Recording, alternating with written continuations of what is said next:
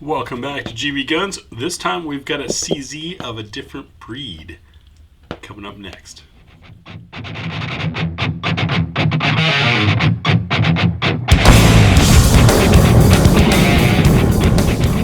to Athlon Outdoors and my work with them writing for Personal Defense World, Tactical Life, and Combat Handguns magazines, we've got CZs on GBGuns now, including this one, which is a bit different than what you might be expecting. I'll tell you why in a bit. Let's see what all we get in the kit. We've got a nylon brush, we have a cleaning rod, spare magazine, and this is a 15 round magazine. Interesting that the 15 window is above the 14, but I'm sure it's accurate. On top, behind the foam, we have our obligatory cable lock, 2 extra back straps, not labeled that I can see, but clearly of 2 different sizes, this one adding a lot more hump to the back of the hand. And our manual. There's color photos on the front. And basic breakdown there. Let's get this stuff out of the way and take a look at the gun. So here's the bit that excites me right there. CZ USA, Kansas City, Kansas, because this is a US made CZ. One of the things that I'd always heard about the challenges with CZ among the fanboys, I've not been one of them, but I'm slowly converting, is availability. And that's because, well, they're made, they're imported, sold, they're gone. With a US made gun, they've got a better chance at keeping up with demand. We can see our magazine is cut on both sides, a nice bright orange follower.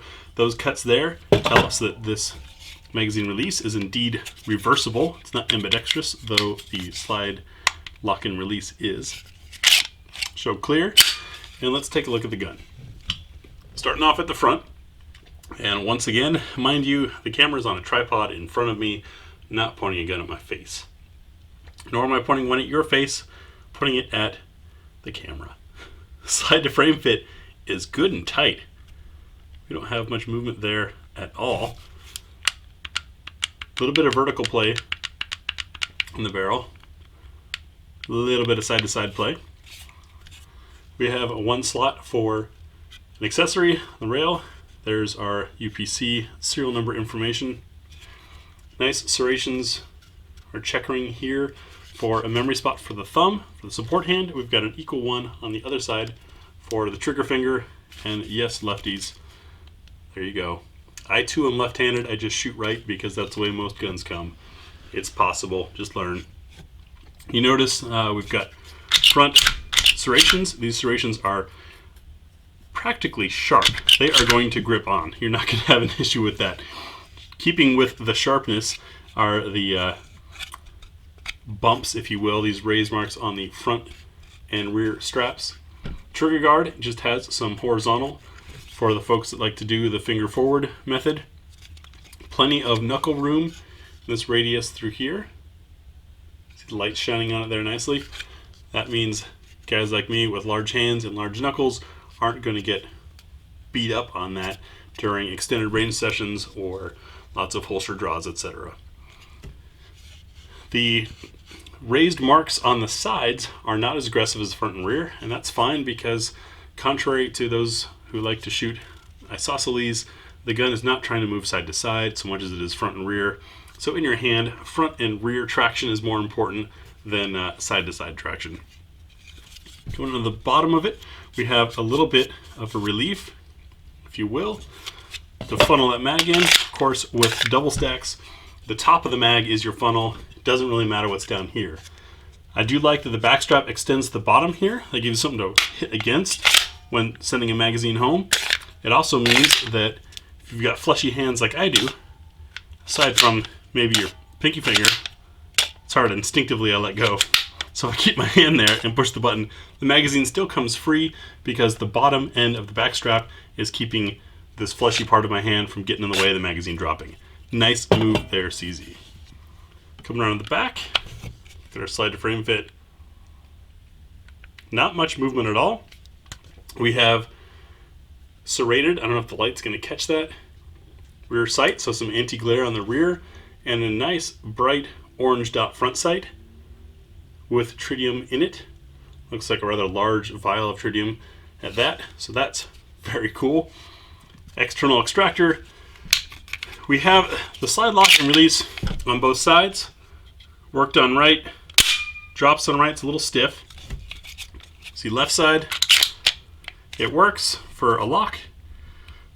For a release, it is doable, but very, very stiff. That suggests that maybe there's a little bit of torsion going on side to side there, or maybe it just needs to be broken in more. We'll find out after some more shooting. Up top, you'll see that we have a removable cover for dropping on red dot sights, reflex sights. It does not come with plates for the various things, so I suppose you have to order that separately, unfortunately. Let's see what the trigger pull is like. You come back to a wall when the trigger is practically vertical. Very crisp break. Our reset,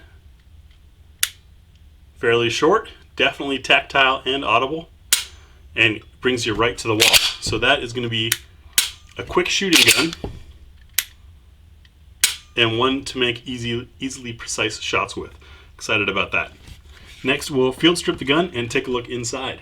So field stripping the CZ P10C is much like many other modern striker-fired guns. We've got takedown levers here on both sides. We're going to pull back on the slide a little bit, down on those takedown levers. With an already fired trigger, the slide comes right off. So look at our frame. Got some nice beefy steel reinforcement in there. Slightly different setup than you might have been expecting. Interesting to see the two springs in there.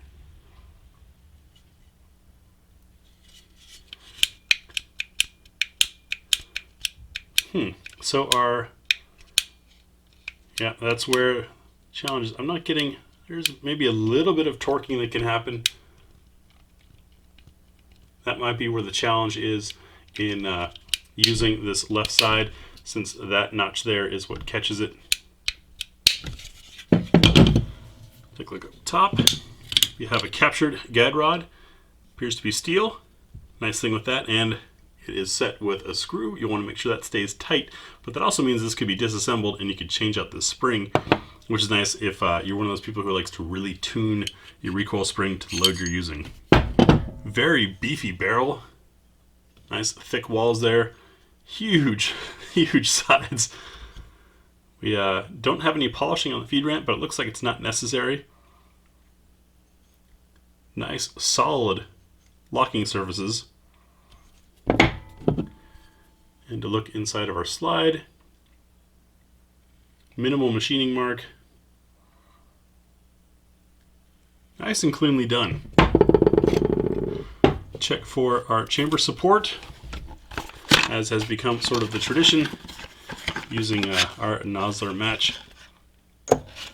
We drop that in, and what we're looking at is how much of the brass is supported by the chamber.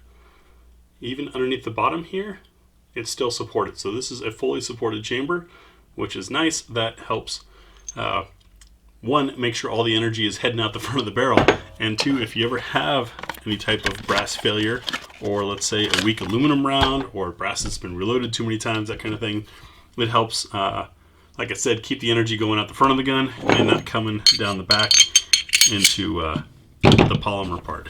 That's where you get some catastrophic failures sometimes. Early Glocks were notorious for not having fully supported chambers. Of course, Glock guys are also the ones who modify the snot out of their guns and then wonder why they have problems. I prefer to just have a gun that works right from the get-go. Sharp looking gun. I really dig the aesthetics of this thing. It's got a very purposeful appearance to it. It's got a good fit, good size. Seems to have nice features right out of the gate, and made in America, which is very cool. If you're wondering why I'm not changing out these back straps, I learned this on another model of the P10. So you have to drive a pin out right there. Right, that pin goes all the way across, and I do not have any punches that are the correct size for that. Somehow my punches are too small or too big. The too small one ends up inside the roll pin. The too big, of course, doesn't go through. I was able to get one about halfway out, but my punches weren't long enough. And that's going through a few different punch sets.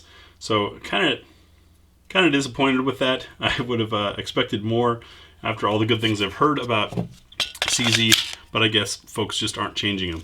I gotta say though, for my hand, this strap that came on it is very comfortable. The gun feels nice. So hopefully it will fit for Matty AR and Burgundy Bomber as well when we get out to the range. We will be doing our full magazine +1 test. See if we can get this left side to function a little better for us. Also, what's for dinner to test how the gun works with different loads, and then shooting some groups, and then you'll get opinions from at least 2, if not all 3 of us on this American-made CZ P10C. Thanks for watching.